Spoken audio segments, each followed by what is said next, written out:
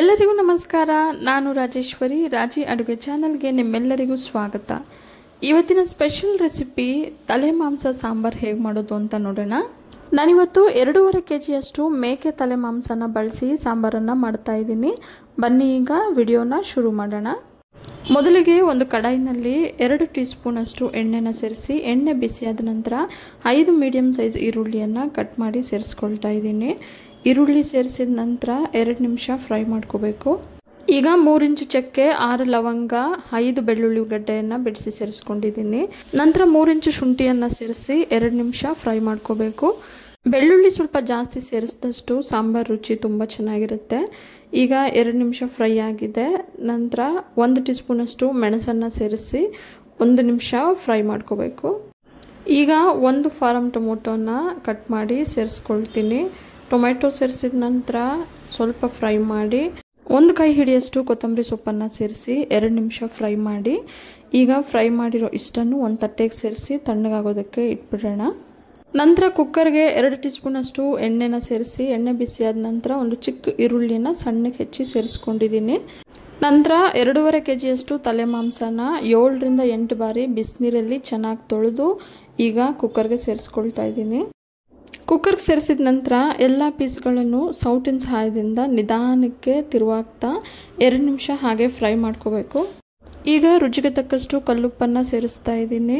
ನಂತರ ಅರ್ಧ tea spoon ಅರಿಶಿನ ಪುಡಿಯನ್ನು ಸೇರಿಸಿ ಮಾಂಸದಲ್ಲಿರೋ ನೀರೆಲ್ಲ ಬಿಡೋವರೆಗೂ ಬೇಯಿಸ್ಕೋಬೇಕು. ನೋಡಿ, ಈಗ ನೀರೆಲ್ಲ ಬಿಟ್ಟಿದೆ. ಈಗ ಇದಕ್ಕೆ 1 ಟೀ ಸ್ಪೂನ್ ಅಚ್ಚ ಖಾರದ ಪುಡಿ, 2 ಟೀ ಸ್ಪೂನ್ ಧನಿಯಾ ಪುಡಿಯನ್ನು ಸೇರಿಸಿ ನಿಧಾನಕ್ಕೆ ಚೆನ್ನಾಗಿ ಮಿಕ್ಸ್ ಮಾಡ್ಕೋಬೇಕು.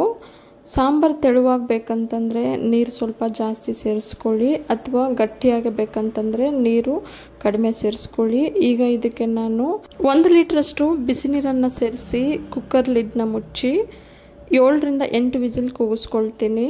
ಮಾಂಸ ಎಳೆದಾದರೆ 3 ರಿಂದ 4 ವಿಸಿಲ್ ಸಾಕು. ಇದು ಮೇಕೆದಾಗಿರೋದ್ರಿಂದ ಹಾಗೆ ಬಲ್ತಿರೋದ್ರಿಂದ 7 ರಿಂದ 8 ವಿಸಿಲ್ ಕೂಗಿಸ್ಕೊಳ್ಳೇಬೇಕು. ಈಗ ಒಂದು ಮಿಕ್ಸಿ ಜಾರ್ಗೆ 8 ಟೇಬಲ್ ಸ್ಪೂನ್ ಹಸಿ ತೆಂಗಿನಕಾಯಿಯನ್ನು ಸೇರಿಸಿ ನೀರನ್ನು ಸೇರಿಸ್ದೇ ಒಂದ್ಸಲ ರುಬ್ಕೊಳ್ತೀನಿ. ನಂತರ ನೀರನ್ನು ಸೇರಿಸಿ ನುಣ್ಣಗೆ ರುಬ್ಕೊಂಡು ಮೊದಲೇ ಫ್ರೈ ಮಾಡಿ ತಣ್ಣಗಾಗೋದಕ್ಕೆ ಇಟ್ಟಿರೋ ಈ ಈರುಳ್ಳಿ ಮಿಶ್ರಣಕ್ಕೆ 6 ಟೀ ಸ್ಪೂನ್ ಧನಿಯಾ ಪುಡಿ, 5 ಟೀ ಸ್ಪೂನ್ ಖಾರದ ಪುಡಿಯನ್ನು ಸೇರಿಸ್ತಾ ಇದ್ದೀನಿ. ನಿಮ್ಮ ರುಚಿಗೆ ತಕ್ಕಂತೆ ಮಸಾಲ ಪುಡಿಗಳನ್ನ ಸೇರಿಸ್ಕೋಬಹುದು. ಕೆಲವರು ಖಾರ ಜಾಸ್ತಿ ಇಷ್ಟಪಡ್ತಾರೆ, ಕೆಲವರು ಕಡಿಮೆ ಖಾರ ಇಷ್ಟಪಡ್ತಾರೆ. ಧನಿಯಾ ಪುಡಿ, ಖಾರದ ಪುಡಿಯನ್ನು ಈರುಳ್ಳಿಗೆ ಸೇರಿಸಿದ ನಂತರ ಈರುಳ್ಳಿ ಜೊತೆಗೆ ಮಸಾಲ ಎಲ್ಲ ಚೆನ್ನಾಗಿ ಬೆರೆಯೋ ರೀತಿಯಲ್ಲಿ ಮಿಕ್ಸ್ ಮಾಡ್ಕೋಬೇಕು.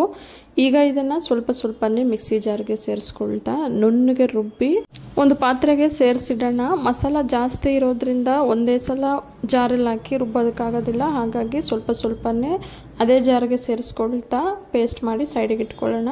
ಸಾಂಬಾರ್ಗೆ ಬೇಕಾಗಿರೋ ಮಸಾಲ ಈಗ ರೆಡಿ ಆಗಿದೆ. ಈಗ ಈ ರುಬ್ಬಿರುವಂಥ ಮಸಾಲಾನ ಒಂದು ಅಗಲಕ್ಕಿರೋ ಪಾತ್ರೆಗೆ ಸೇರಿಸ್ಕೊಳ್ತಾ ಇದ್ದೀನಿ. ಮಸಾಲ ರುಬ್ಬಿರೋ ಜಾರ್ಗೆನೆ ಸ್ವಲ್ಪ ನೀರನ್ನು ಸೇರಿಸಿ ಈಗ ಈ ಮಸಾಲಾಗೆ ಸೇರಿಸ್ಕೊಳ್ತಾ ಇದ್ದೀನಿ.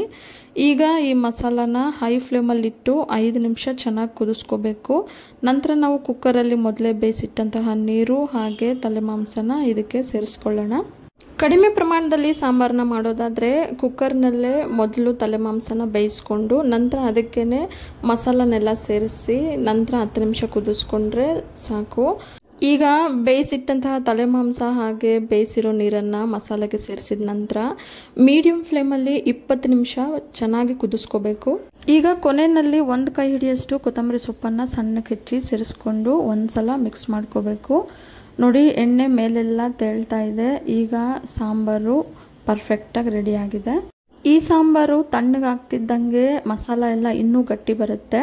ಈ ಸಾಂಬಾರನ್ನು ಬಿಸಿ ಬಿಸಿ ಮುದ್ದೆ ಜೊತೆಗೆ, ಅನ್ನದ ಜೊತೆಗೆ, ಚಪಾತಿ ಜೊತೆಗೆ ಅಥವಾ ದೋಸೆ ಜೊತೆಗೆ, ಇಡ್ಲಿ ಜೊತೆಗೂ ಸಹ ತುಂಬಾ ಚೆನ್ನಾಗಿರುತ್ತೆ. ಇವತ್ತಿನ ಮೇಕೆ ತಲೆ ಮಾಂಸದ ಸಾಂಬಾರು ನಿಮಗೆಲ್ಲ ಇಷ್ಟ ಆಗಿದೆ ಅಂದ್ಕೊಂಡಿದ್ದೀನಿ. ಇಷ್ಟ ಆಗಿದ್ರೆ ಈಗಲೇ ಒಂದು ಲೈಕ್ ಮಾಡಿ, ಹಾಗೆ ನಿಮ್ಮ ಫ್ಯಾಮಿಲಿ ಆ್ಯಂಡ್ ಫ್ರೆಂಡ್ಸ್ ಜೊತೆ ಶೇರ್ ಮಾಡಿ. ಮತ್ತಷ್ಟು ಸುಲಭ ಹಾಗೂ ರುಚಿಯಾದ ರೆಸಿಪಿಗಳಿಗೋಸ್ಕರ ರಾಜಿ ಅಡುಗೆನ ಸಬ್ಸ್ಕ್ರೈಬ್ ಆಗೋದನ್ನು ಮರಿಬೇಡಿ. ಮತ್ತೊಂದು ರುಚಿಯಾದ ರೆಸಿಪಿಯೊಂದಿಗೆ ಮುಂದಿನ ವಿಡಿಯೋದಲ್ಲಿ ಸಿಗೋಣ. ಧನ್ಯವಾದಗಳು.